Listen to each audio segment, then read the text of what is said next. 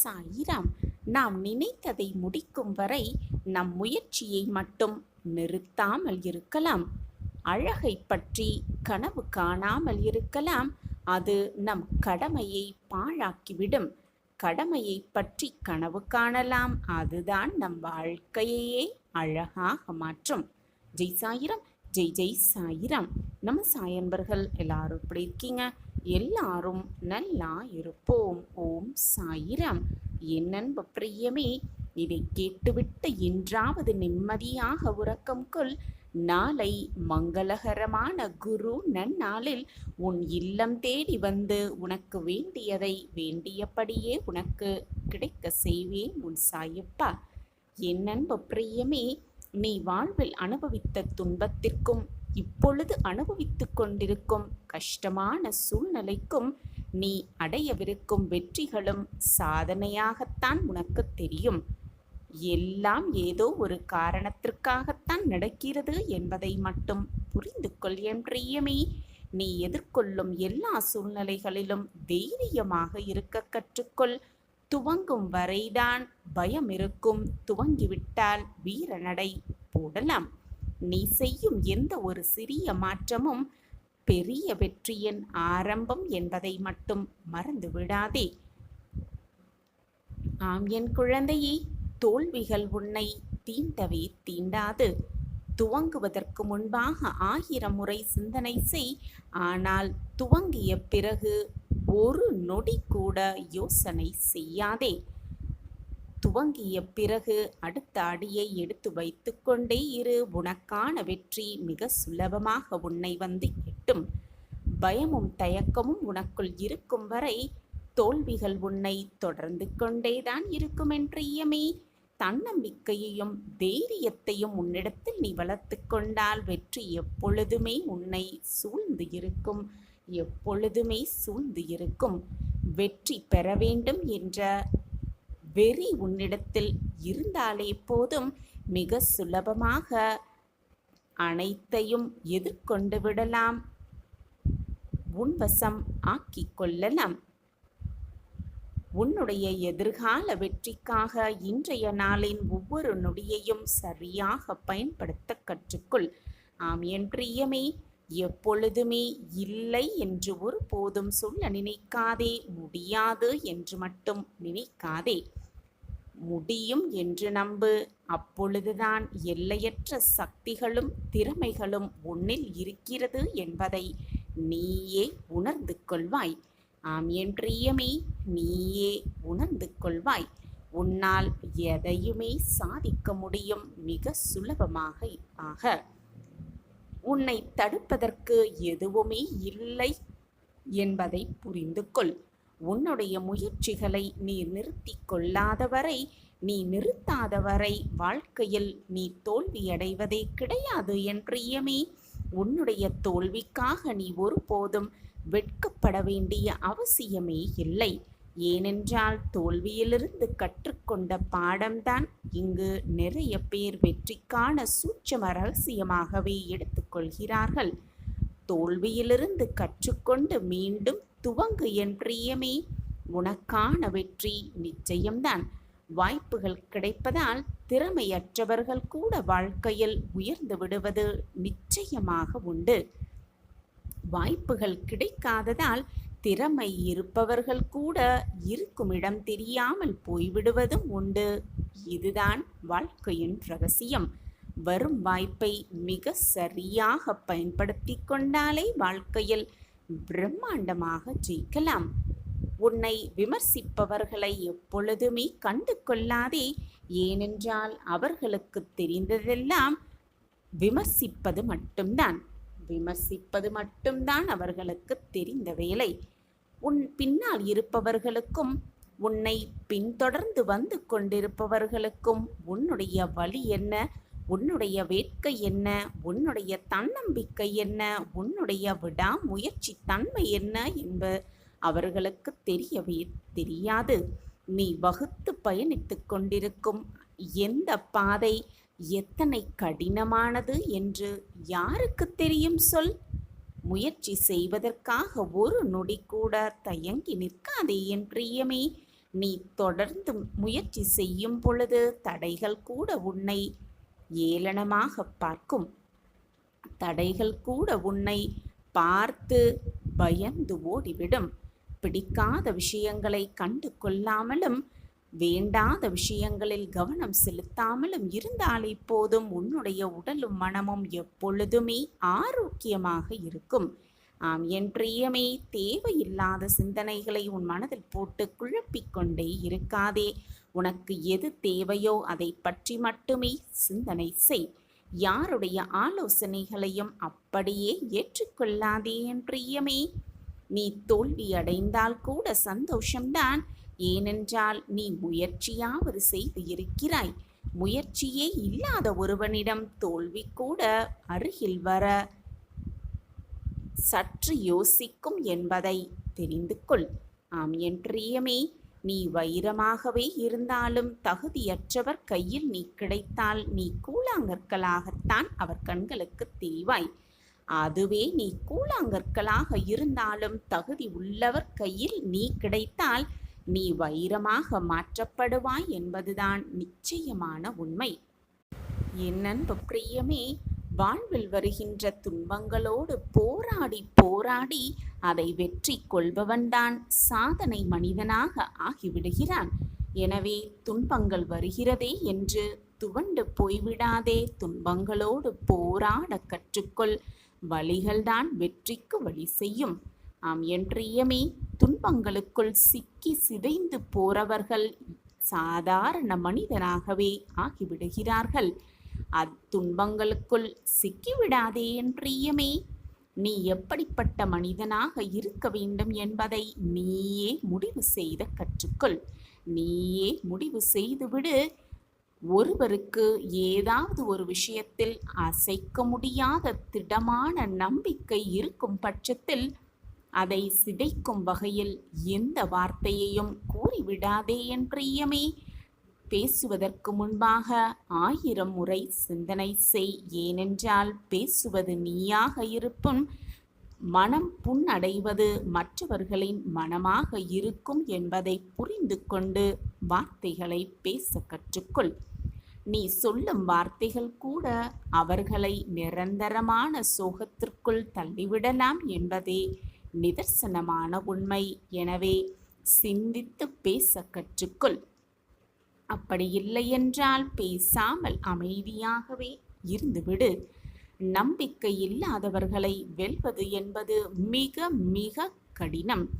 நம்பிக்கையோடு இருப்பவர்களை வீழ்த்துவது என்பது மிக மிக கடினம். வெற்றி என்னும் மைல்கல்லை அடைவதற்கு துணை செய்யும் மிக சிறந்த ஆயுதம் என்ன தெரியுமா என் பிரியமே? அது நம்பிக்கைதான். அந்த நம்பிக்கையும் பொறுமையும் உன்னிடத்தில் இருந்தால் எட்ட முடியாத உயரத்தையும் மிக சுலபமாக எட்டி பிடித்து விடலாம். எதை இழந்தாலும் உன் வலிமையை மட்டும் இழக்க நினைக்காதே. வலிமையே உயர்வு தரும் என் பிரியமே. எப்பொழுதும் நம்பிக்கையோடு இரு. வழிகள்தான் வெற்றிக்கு வழி செய்யும். எது வந்தாலும் கலங்கி நிற்காதே. நமக்கு மட்டும் ஏன் இப்படி நடக்கிறது என்று எதிர்மறையாக கூட சிந்தனை செய்யாதே. நடப்பது அனைத்திற்கும் ஒரு காரணம் இருக்கிறது என்பதை மறந்து விடாதே. உனக்குத்தான் எல்லாம் தெரியும் என்ற அகந்தை மட்டும் உன் சிந்தைக்குள் உன் மனதிற்குள் புகழ்ந்து விடாமல் பார்த்துக்கொள் என் பிரியமே. உயர்ந்த நிலையை அடைவதற்கான உனது போராட்டம் உயர்ந்த நிலையிலிருந்துதான் வீழ்ச்சி அடைந்துள்ளோம் என்பதை காட்டுகிறது. இழந்த நிலையை திரும்பவும் அடைவது உனக்கு அவ்வளவு சிரமமான காரியம் இல்லை என் பிரியமே. அவ்வளவு சிரமமான காரியமே கிடையாது. இழந்த நிலையை திரும்பவும் அடைவது உனக்கு அவ்வளவு சிரமமான காரியம் கிடையாதுதானே. உன் முயற்சிகள் தோல்வியடைந்து போனாலும் முயற்சிப்பதில் மட்டும் ஒருபோதும் தோல்வியடைந்து விடாதே என் பிரியமே. ஒருபோதும் தோல்வியடைந்து விடாதே. தோல்வியிலிருந்துதான் மிகப்பெரிய வெற்றிகள் முளைக்கிறது என்பதையும் மறந்து விடாதே. என் அன்பு பிரியமே, கனவு காண்பவர்கள் அனைவருமே தோற்பதில்லைதான். கனவுகளுக்காக உழைக்காமல் வெறும் கனவுகளை மட்டுமே கண்டு கொண்டிருப்பவர்கள்தான் தோற்று விடுவார்கள் என்பதை புரிந்து கொள்.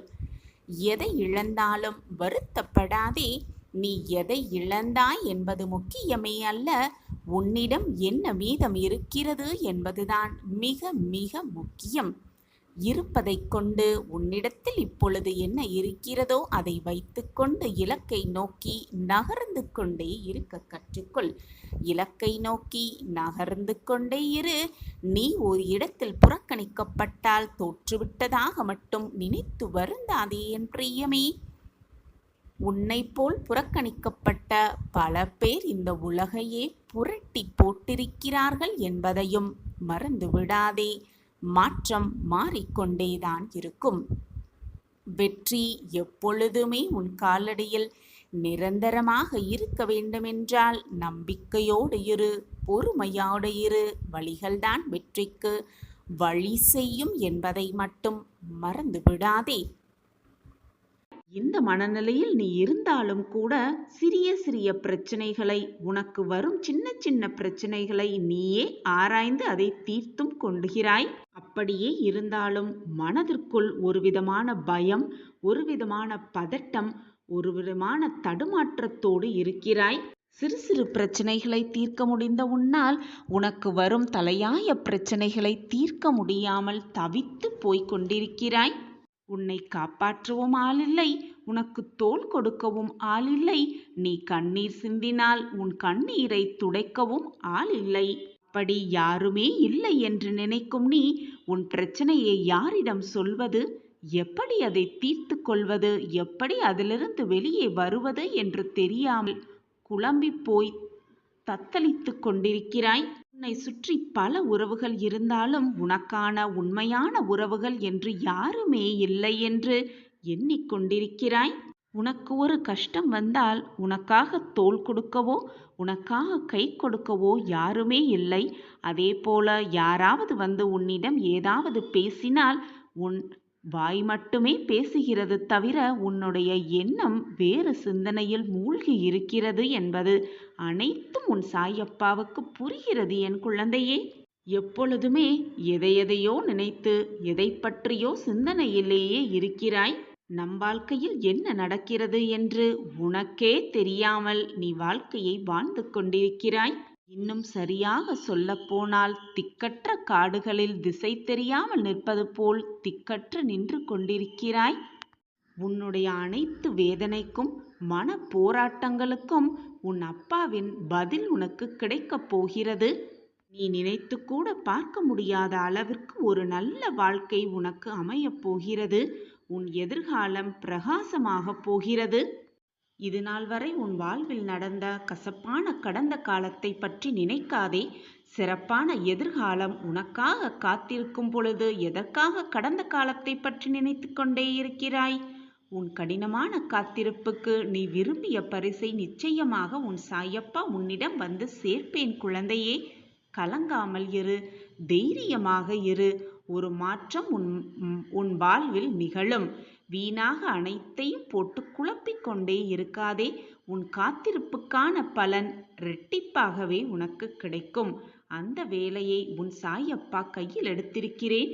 இனி எந்த துயரமும் உன் மனதிற்கு வேண்டாம். நீ படும் அத்தனை போராட்டங்களிலிருந்தும் நான் உன்னை விடுவிப்பேன். சர்வ நிச்சயமாக விடுவிப்பேன்.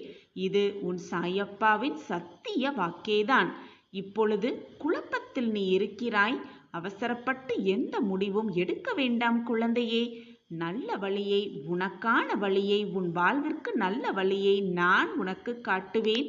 அந்த வழி, அந்த நேரம் வரும் வரை பொறுமையாக காத்திரு.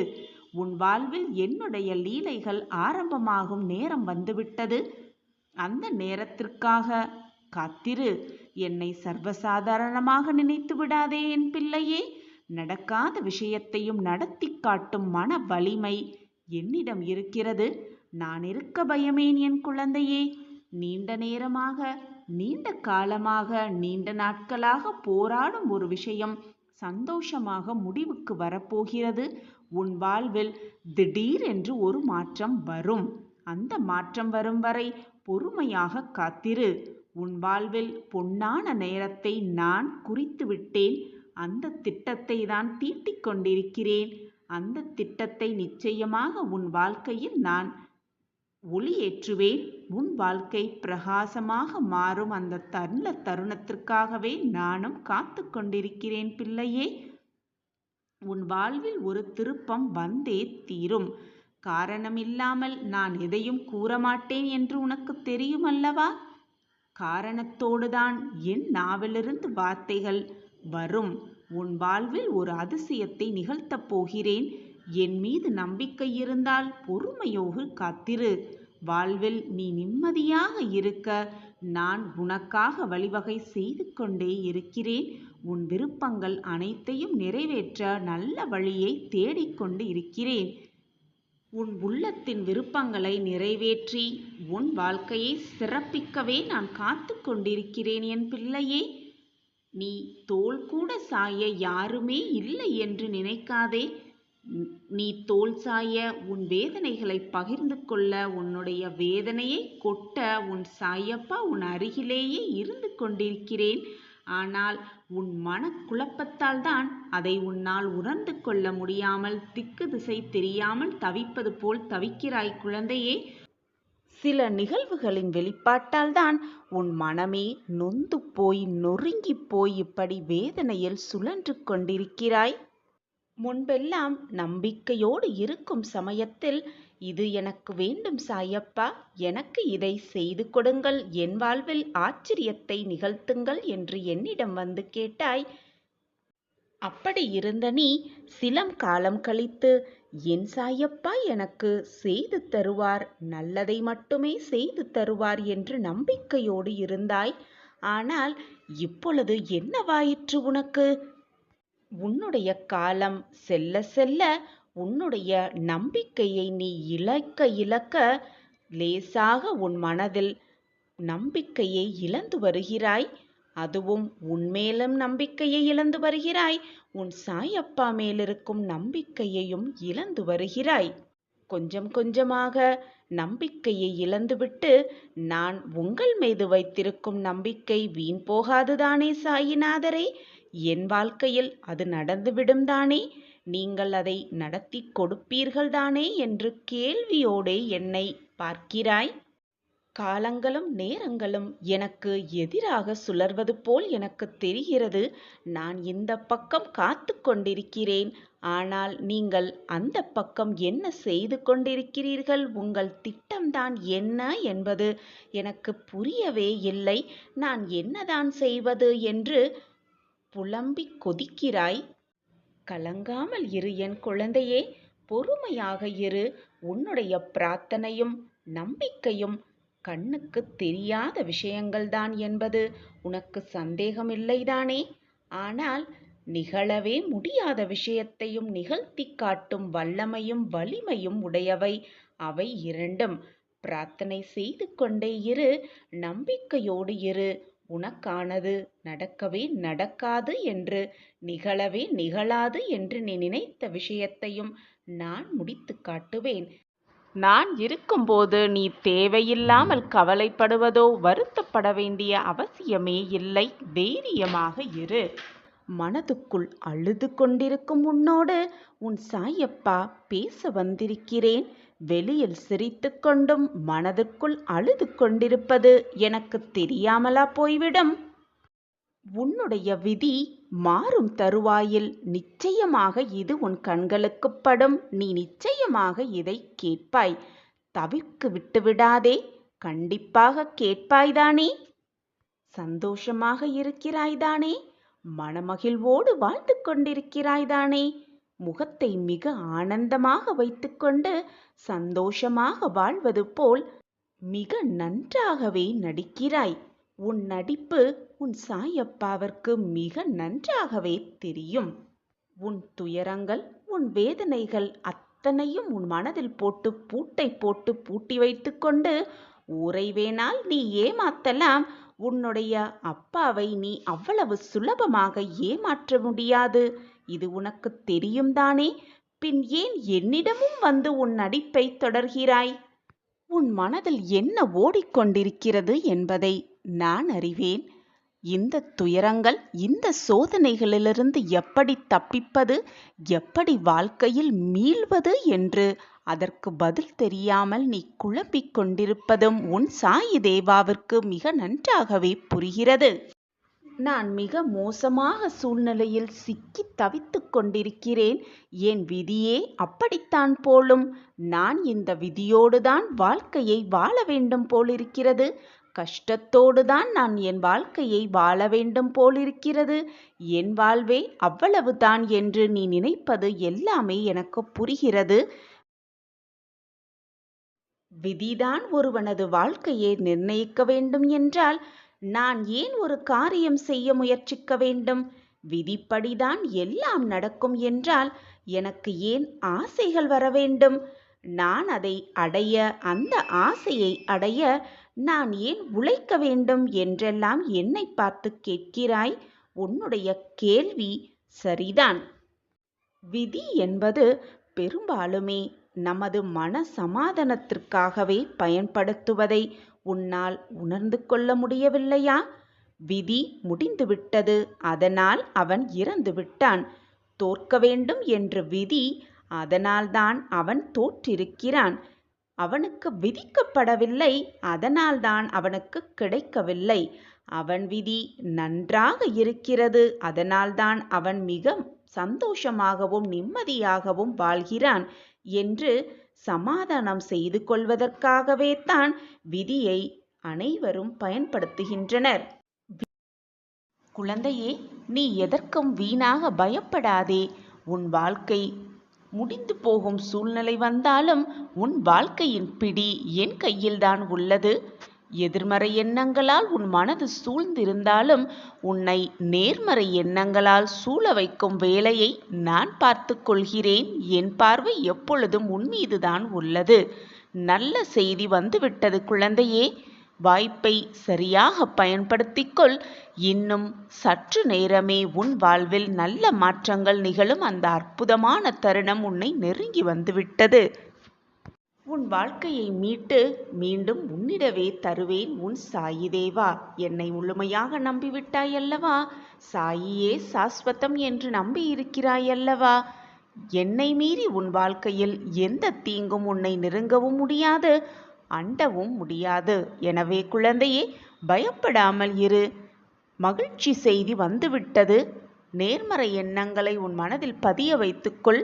அப்படி முடியவில்லை என்றால் கண்களை மூடிக்கொண்டு அமைதியாக உன் சாயப்பா மேல் அனைத்து பாரத்தையும் செலுத்திவிட்டு அமைதியாக உட்கார்ந்து என் நாமஸ்மரணத்தை சொல்லிக்கொண்டே இரு. உன் மனது நிச்சயமாக மாறும். மாறுவதற்கான அறிகுறி கண்கூடாக உனக்கு தெரியும். தண்ணீரில் மரக்கட்டையை போட்டால் எப்படி அது தன்னிலையை மாறி தண்ணீரில் ஒதுங்கி இருக்கிறதோ அதுபோல நீயும் எதிர்மறை சிந்தனைகளால் மூழ்கப் பெற்று ஒதுங்கி போயிருக்கிறாய் உன் வாழ்க்கையிலிருந்து. அதனால் உன் மனம் காயப்பட்டு இருந்து கொண்டிருக்கிறது, வேதனையோடு தத்தளித்து கொண்டிருக்கிறது. மூழ்கவும் முடியாமல் வெளியே வரவும் முடியாமல் நிதானமில்லாமல் போராடி கொண்டிருக்கிறாய் உன் வாழ்க்கையோடு. உன்னுடைய புத்தியும் உன்னுடைய மனமும் வெவ்வேறு திசையில் சென்று கொண்டு மோதிக்கொண்டு உன் வாழ்க்கையில் நீ தத்தளித்து கொண்டிருக்கிறாய் என்பதை உணர்ந்து கொண்டிருக்கிறாய். இந்த உணர்வும் உன் சாயப்பாதான் உனக்கு ஏற்படுத்தி இருக்கிறேன் என்பதை புரிந்து கொள் என் குழந்தையே. என் பிரியமே, உன்னைப் போலவே மற்றவர்களும் நல்ல எண்ணம் படைத்திருக்கிறார்கள் என்பதை முழுமையாக நம்பிக்கொண்டிருக்கிறாய். ஆனால் இந்த உலகம் அப்படி இல்லை என் குழந்தையே. உன்னைப் போல் மற்றவர்கள் இருக்கவே முடியாது. கண்மணியே, எதுவுமே இந்த உலகத்தில் நமக்காக காத்திருக்காது. காலத்திற்காக நாம் தான் காத்திருக்க வேண்டும். புகழ்ச்சியில் வளர்பவனுக்குத்தான் மற்றவர்களின் துணை தேவை. முயற்சியோடு வளர்கிறவன் வாழ்க்கையில் போராடி போராடி ஜெயித்தே காட்டிவிடுவான். அவனுக்கு துணையாக நம்பிக்கை, தன்னம்பிக்கை என்ற ஒன்று எப்பொழுதும் அவனை சூழ்ந்து கொண்டே இருக்கும். கண்மணியே, எப்பொழுதும் புன்னகையோடு இரு, சிரித்து கொண்டே இரு. உன் கஷ்டங்கள் கொஞ்சம் கொஞ்சமாக குறைவதை நீ கண்கூடாக உணர்வாய். எனவே எப்பொழுதும் சிரித்துக்கொண்டே இரு. உன் கஷ்டங்கள் உன்னை விட்டு விலகிவிடும் வெகு தூரமாக. அது மட்டுமல்லாமல் எந்த சோதனை வந்தாலும் சிந்தித்து செயல்படு. உன்னுடைய கஷ்டங்களும் விலகிவிடும் உன்னை விட்டு வெகு தூரமாக.